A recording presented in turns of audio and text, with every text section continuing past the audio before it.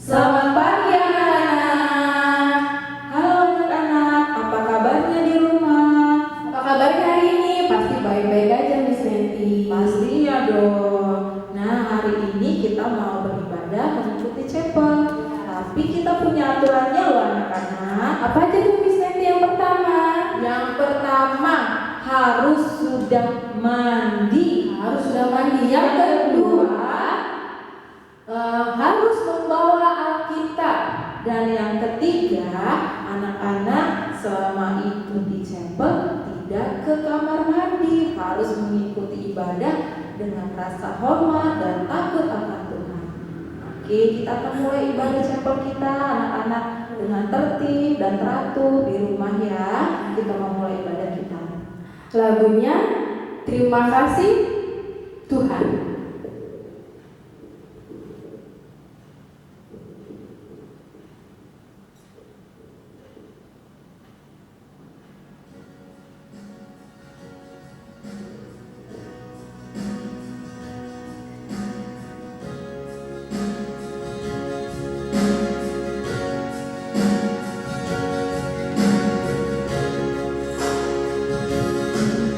Terima kasih Tuhan untuk kasih setiamu yang ku alami dalam hidupku.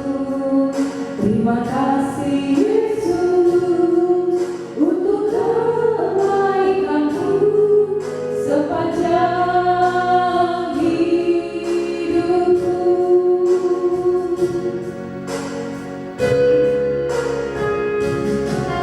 Terima kasih Tuhan untuk kasih setiamu yang ku alami dalam hidupku. Terima kasih Yesus untuk kebaikanmu sepanjang hidupku. Terima kasih Yesusku buat anugerah yang Kau beri Bapa ini. Tuhan adakan syukur bagimu. Kita mau berdoa, membuka. Anak-anak mohon lipat tangannya dan tutup matanya. Mari kita berdoa. Bapa di dalam surga, terima kasih Tuhan pada pagi hari ini kami akan memulai chapel kami Tuhan. Berkati anak-anak kami Tuhan yang ada di rumah. Semoga mereka dapat mengikuti chapel dengan tertib dan baik Tuhan. Inilah doa kami, hanya di dalam nama-Mu Yesus Kristus kami telah berdoa dan mengucap syukur. Amin. Miss Moni, masih semangat gak? Pasti masih semangat dong Miss Moni. Mau tes dulu semangatnya Miss Moni. Oke. Mana semangatmu? Ini semangatku. Coba anak-anak di rumah masih semangat gak ya Miss Moni? Kita sampai dulu Miss Neti. Coba kita coba deh ya. 2, 3. Mana semangatmu?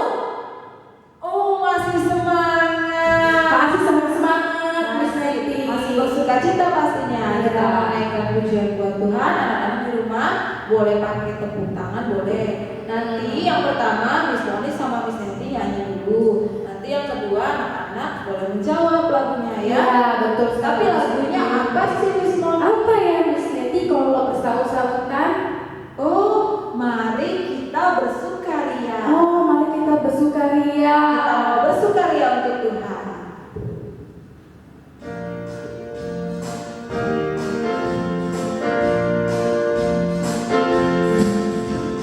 Mari kita bersukaria, hari ini hari bahagia. Kita berkumpul jadi satu.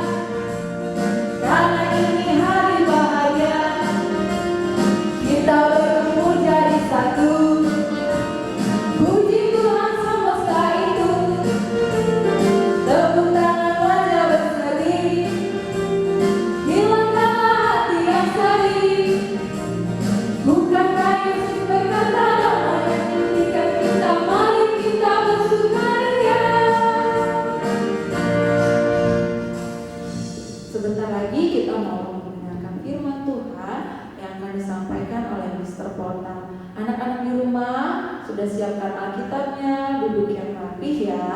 Kita naikkan pujian buat Tuhan, baca kitab suci, doa tiap hari.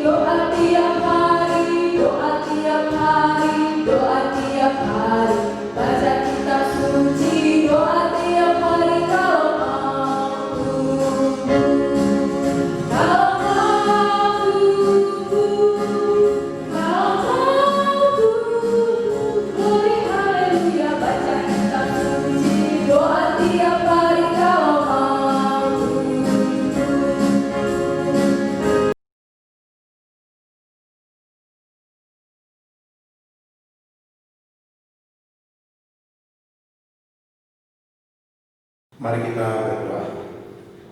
Kami mengucap syukur kepada-Mu Tuhan. Pagi ini kami kembali mengadakan cetal yang pertama di tahun acara ini. Kami sungguh memohon Roh Kudus-Mu menolong kami untuk memahami firman-Mu dan memampukan kami untuk menjadi anak-anak yang sungguh-sungguh taat kepada Tuhan dengan sepenuh hati kami. Ini doa kami, di dalam nama Tuhan Yesus kami berdoa. Amin. Nyet-nyet ini, kamu kenapa nyet-nyet kok pegang-pegang perut? Kenapa? Oh, saya tahu. Kamu lagi sakit perut ya? Kok bisa sakit perut? Kenapa? Kamu yang habisin coklat di dapur, ya? Ngaku. Nah, tuh kan, udah dibilangin, coklat di dapur itu bukan buat kamu saja. Kamu sih diomongin, nggak mau dengar, nggak mau taat, makan semua sendiri. Sekarang jadi sakit perut kan? Nah, makanya kalau jadi teman yang baik itu didengerin omongan orang tua, sehingga nggak jadi masalah. Kalau sekarang kamu sakit perut, gimana nih? Nah, kita ke dokter hewan aja ya, biar kamu dikasih obat. Oke deh, kalau begitu ya. Nah, anak-anak, pembicaraan saya dengan teman si nyet-nyet ini tadi memberitahukan bahwa kalau dia lagi sakit perut. Kenapa sakit perut? Karena dia makan coklat hampir semuanya. Padahal dibilangin makan coklat itu satu aja atau sedikit saja. Nah, sekarang Mister mau menceritakan mengenai satu kisah di dalam Alkitab. Oh iya, kamu saya taruh dulu di bawah ya. Jangan nakal. Ingat. Wah, bagus. Jadi yang taat ya. Oke, baik kalau begitu. Sekarang saya menjadi Samuel. Tentu anak-anak tahu namanya Nabi Samuel dan Imam Samuel. Kita mau belajar pengalaman apa yang dialami oleh Samuel. Samuel sekarang adalah Samuel yang sudah tua, yang sudah menjalankan tugasnya berpuluh-puluh tahun menjadi imam dan nabi bagi bangsa Israel. Tapi saya sebagai Samuel sekarang ini sedang bersedih hati, karena saya menemukan kenyataan bahwa orang yang saya percaya, yang saya harapkan itu membawa kebaikan buat umat Israel, umat Tuhan itu bisa menjalankan tugasnya. Semula saya memang memimpin orang Israel. Saya memimpin mereka untuk beribadah kepada Tuhan. Saya menyampaikan kepada mereka apa perintah Tuhan, apa kehendak Tuhan. Saya memberikan nasihat-nasihat kepada mereka. Tetapi ternyata di masa tua saya ini, umat saya, bangsa Israel itu mulai banyak mengeluh. Mereka mengeluh itu karena mereka melihat bahwa kerajaan-kerajaan di sekitar Israel, seperti kerajaan Amon, bangsa Amon, kerajaan Filistin dan sebagainya, mereka itu memiliki raja. Raja mereka elok-elokkan. Raja mereka mengatur mereka. Raja mereka tinggal di istana yang megah yang mereka banggakan. Raja mereka itu betul-betul menjadi pemimpin yang luar biasa. Dan ini orang Israel ternyata mau ikut-ikutan. Mereka meminta raja kepada saya. Saya jadi sedih dong. Itu berarti saya nggak mau dipakai lagi. Itu berarti saya nggak diperlukan lagi menjadi pemimpin mereka. Tetapi karena itu keinginan mereka, mau nggak mau ya saya datang kepada Tuhan. Saya bertanya kepada Tuhan, meminta petunjuk. Di dalam doa saya mengatakan, Tuhan ini bagaimana? Orang Israel, umatmu meminta seorang raja untuk mereka. Tahu nggak Tuhan bilang apa? Tuhan mengatakan kepada mereka, beritahu sama mereka, Samuel, memiliki raja itu tidak selamanya enak, malah lebih banyak mendatangkan kesusahan. Kemudian saya sebagai Samuel, saya sampaikan itu kepada umat Israel. Ketika saya mengatakan bahwa kalian jangan berpikir memiliki raja itu menjadi lebih baik, justru akan mendatangkan lebih banyak kesulitan atau masalah. Tetapi ternyata mereka tidak mau dengar. Mereka tetap mengatakan, menuntut, kami mau raja. Kami ingin ada pemimpin kami. Ketika berperang dia berjalan dengan kami. Ini raja kami. Akhirnya saya mengatakan kepada mereka, ya sudah. Dan ketika saya meminta kepada Tuhan, dan Tuhan mengatakan, ya sudah, kamu pilih saja. Saya akan menuntun kamu untuk menemukan seseorang yang akan menjadi raja Israel. Dan akhirnya saya pergi ke satu tempat di dalam pimpinan Tuhan. Dan saya bertemu dengan seorang yang tinggi besar, seorang yang gagah, seorang yang tampan. Dan ketika saya bertanya kepada Tuhan, apakah orang ini Tuhan yang kau kehendaki? Tuhan mengatakan, iya inilah. Kemudian saya mengatakan kepada orang itu, mari ke sini nak. Silahkan kamu berlutut di depan saya. Karena hari ini saya akan mengurapi engkau menjadi raja Israel. Ya saya pun mengambil minyak.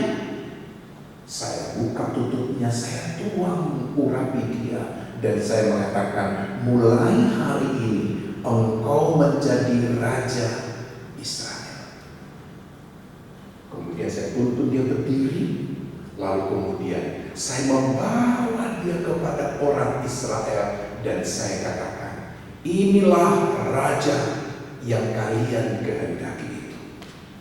Dan ternyata serentak orang Israel berteriak, hidup raja, hidup raja. Kalian tahu gak siapa rajanya? Nah, betul. Raja itu bernama Saul. Saul ini pada mulanya menjadi raja baik sekali. Dia mendengarkan perkataan saya. Dia menurut yang saya suruh. Dan dia betul-betul menjadi raja yang baik. Dan ketika bangsa Amon mengancam mau menyerang Israel, kemudian saya memberkati Saul untuk pergi berperang melawan bangsa Amon. Dan tahu apa terjadi? Mereka mengalahkan bangsa Amon. Luar biasa sekali. Raja Saul senang sekali. Dia deg-degan sebenarnya. Apakah dia bisa menang melawan Amon? Dan ternyata dia menang. Dan dia merasa, oh, saya telah menjadi raja yang memimpin Israel mengalahkan musuh-musuhnya.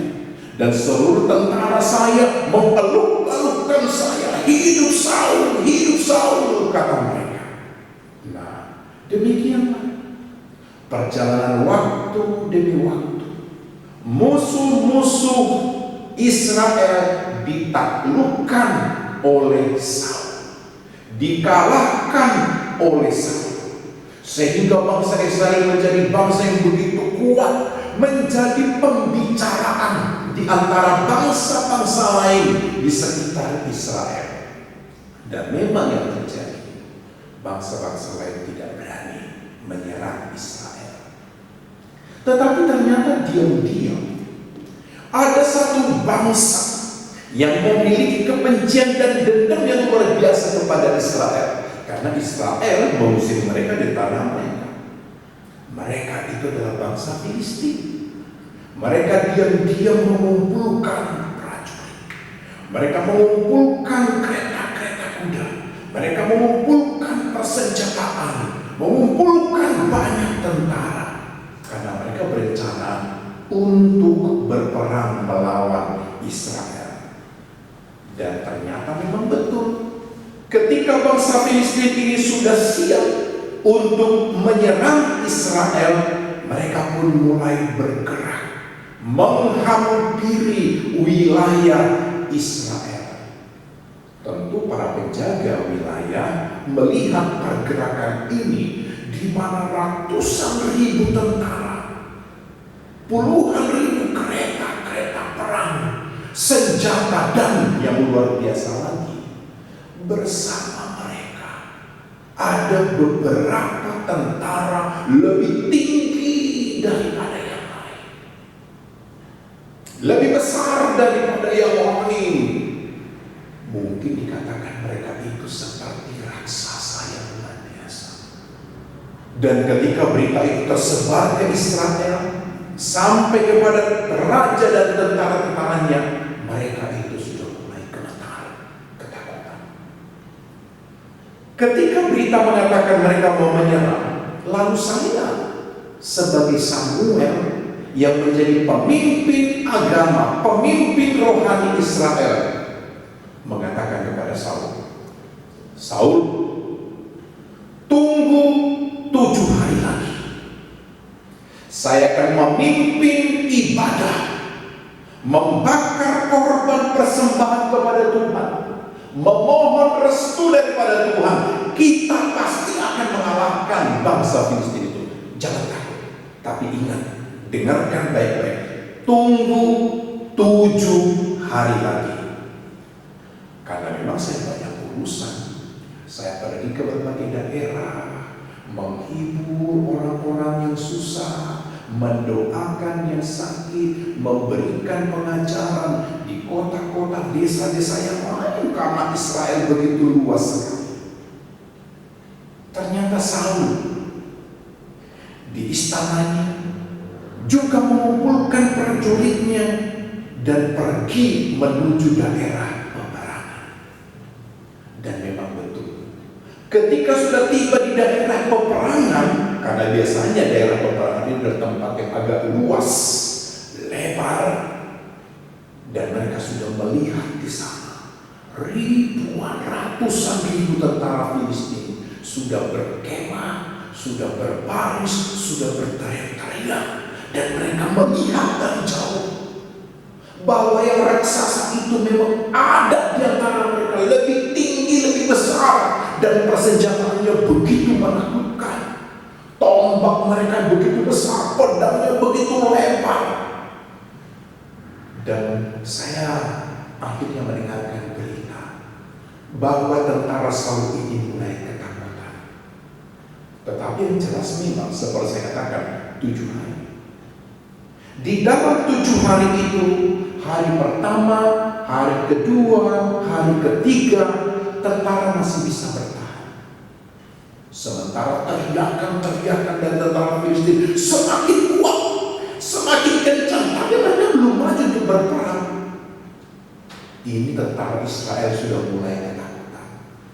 Ada yang nyumput di dalam gua, di celah batu, bahkan ada beberapa mulai lari pulang ke rumahnya. Melihat kondisi ini, Saul ternyata juga semakin deg-degan, semakin ketakutan. Tetapi Saul berusaha untuk tahan 7 hari. Pada hari yang ke-7, seperti janjinya Samuel, janji saya kepada Saul, Saul sudah tidak sabar. Dia sudah merasa bahwa tentara Filistin akan menyerang sementara saya belum nyampe. Saya masih OTW, masih dalam perjalanan. Saul sudah tidak sabar. Akhirnya yang terjadi, Saul itu menyuruh anak buahnya, daripada nunggu Samuel, kita tidak tahu kapan dia datang. Saya juga adalah raja, saya adalah pemimpin Israel, saya juga bisa memberikan persembahan kepada Tuhan. Saya ini menjadi berkuasa di sini. Kita maju menyerang Filistin. Tentara mendirikan Mizpah dengan cepat. Kemudian Saul mengambil korban persembahan, dia sembelih di atasnya. Kemudian dia bakar dan dia berdoa kepada Tuhan. Tuhan sertai kami, berkati kami, kalahkan musuh-musuh kami. Sudah selesai dia membakar korban itu, dia kembali ke tentaranya dan mengatakan, mari kita maju berperang. Tapi ketika dia mengatakan itu, muncul suara tentara mengatakan, Samuel datang, Samuel datang. Ketika Raja Saul itu mendengarkan saya datang, Raja Saul itu pun berlari-lari mendapatkan saya. Saya tidak mengatakan apapun kecuali langsung mengatakan, kenapa kamu begitu bodoh? Kenapa kamu tidak taat kepada Tuhan? Kenapa kamu tidak mendengarkan Tuhan? Kenapa kamu mengambil tugas yang bukan tugasmu? Itu bukan tugasmu. Memang Saul memberikan alasan, habis. Kamu datangnya lama, tentara udah pada ketakutan, balik sudah melarikan diri. Kami melihat itu tentara Palestina itu sudah mau datang menyerang. Karena kamu tidak kunjung tiba, ya sudah, saya ambil alih memberikan korban. Saya mengatakan kepada Saul, memang kamu merasa baik yang kamu lakukan, tapi di mata Tuhan itu salah. Yang baik menurut kamu belum tentu benar di mata Tuhan. Justru yang baik menurut kamu melakukan, itu menjadi tanda kamu tidak taat kepada Tuhan. Yang Tuhan kehendaki bukan baik atau tidak baik menurut kamu, tapi menjadi kamu taat kepada Tuhan. Kamu tidak taat. Kamu tahu akibatnya? Akibatnya adalah kamu akan kalah. Kamu akan kalah dalam peperangan dan kamu akan kehilangan kerajaanmu Israel, karena Tuhan mengatakan akan mengganti kamu dengan seorang raja yang lain. Herannya ya, ketika saya mengatakan itu kepada Saul yang sudah memimpin Israel sekian lama dan merasa dia hebat, dia enggak, emang cuma Tuhan bicara melalui kami saja. Saya raja, maka Tuhan pun mendengarkan perkataan saya, doa saya, kami pasti akan menang. Akhirnya Saul mengatakan apa? Ya sudah, kami akan pergi berperang, silakan kamu pulang lagi. Lalu Saul memimpin tentaranya berperang melawan Palestina. Dan apa yang terjadi? Bangsa Filistin itu menggilas mereka, mengalahkan mereka sedemikian rupa. Nah, anak-anak, sekarang kabar buruk saya sampaikan kepada Saul. Dia akan kehilangan kerajaannya. Mari kita membaca di dalam 1 Samuel pasal 13 ayat 13 dan ayat 14. Ini perkataan Samuel kepada Saul. 1 Samuel 13 ayat 13 sampai 14 begini bunyi firman Tuhan. Kata Samuel kepada Saul, perbuatanmu itu bodoh. Engkau tidak mengikuti perintah Tuhan Allahmu yang tidak diperintahkannya kepadamu, sebab sedianya Tuhan mengokohkan kerajaanmu atas Israel untuk selama-lamanya. Tetapi sekarang kerajaanmu tidak akan tetap. Tuhan telah memilih seorang yang berkenan di hatinya, dan Tuhan telah menunjuk dia menjadi raja atas umatnya, karena engkau tidak mengikuti apa yang diperintahkannya Tuhan kepadamu. Nah, anak-anak, perhatikan, ini pelajaran penting.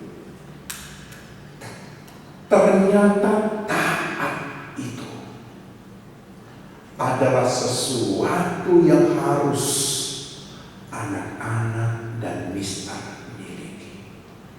Hati yang taat. Taat artinya kita mengikuti semua yang diperintahkan kepada kita. Kita setia menjalankan perintah yang diberikan kepada kita. Kita tidak melakukan yang disuruh untuk tidak dilakukan. Kita melakukan apa yang diperintahkan. Hati yang taat. Bagaimana kita bisa taat?